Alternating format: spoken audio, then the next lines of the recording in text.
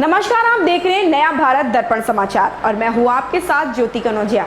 आइए नजर डालते हैं खबर की ओर। जनसंख्या वृद्धि पर नियंत्रण नहीं हुआ तो गृह युद्ध जैसे बन सकते हैं हालात। झारखंड में यदि देश में जनसंख्या वृद्धि पर नियंत्रण नहीं हुआ तो गृह युद्ध की हालत भारत में भी बन सकते हैं। इसी दूरगामी सोच को लेकर हम आंदोलित रहे हैं। ये बात बोकारो में आयोजित प्रेस वार्ता को संबोधित करते हुए जनसंख्या समाधान फाउंडेशन के राष्ट्रीय अध्यक्ष अनिल चौधरी ने कहा है। उन्होंने कहा कि सरकार को चाहिए कि इस पर नियंत्रण के लिए कानून बनाए। जो दंपत्ति 2 बच्चों से अधिक बच्चों को पैदा करते हैं उसे सरकारी सुविधाओं से वंचित कर दिया जाना चाहिए।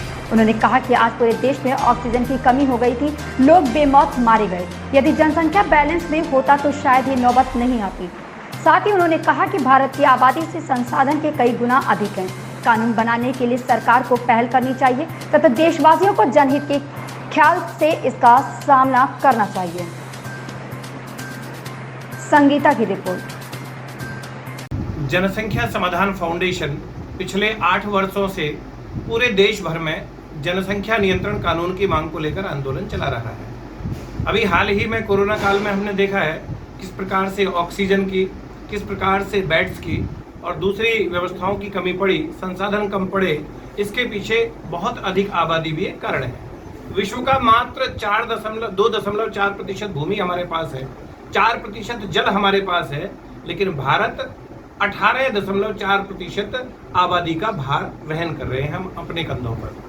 जिस प्रकार से आबादी बढ़ रही है, अगर इस पर रोक नहीं लगी तो बहुत जल्द देश में गृह युद्ध के हालात हो सकते हैं। उससे बचने के लिए हमारी मांग है केंद्र सरकार से कि देश में जनसंख्या नियंत्रण कानून बने और वह सभी नागरिकों पर समान रूप से जाति, धर्म, क्षेत्र, भाषा से ऊपर उठते हुए लागू हो।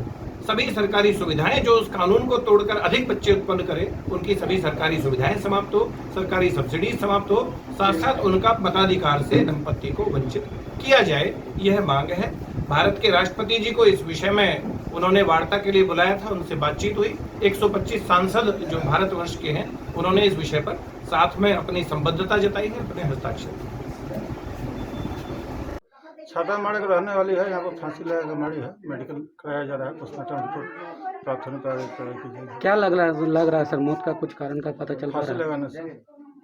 कोई सर सुसाइड नोट भी बरामद हुई है क्या? नहीं, अभी कुछ नहीं। मोबाइल प्राप्त हुआ है, चेक करेंगे। कोई सुसाइड नोट अभी तक प्राप्त नहीं हुआ? नहीं। कॉपी को भी जब्त कर किया गया है सर? कॉपी चेक करेंगे, उसमें क्या है नहीं है, उसमें लिखा हुआ अभी तक कुछ नहीं है। प्रथम दृष्टि में क्या लग रहा है सर? फांसी लगाने से मृत्यु है। ऐसी ही खबर से जुड़े रहने के लिए आप देखते रहें नया भारत दर्पण समाचार।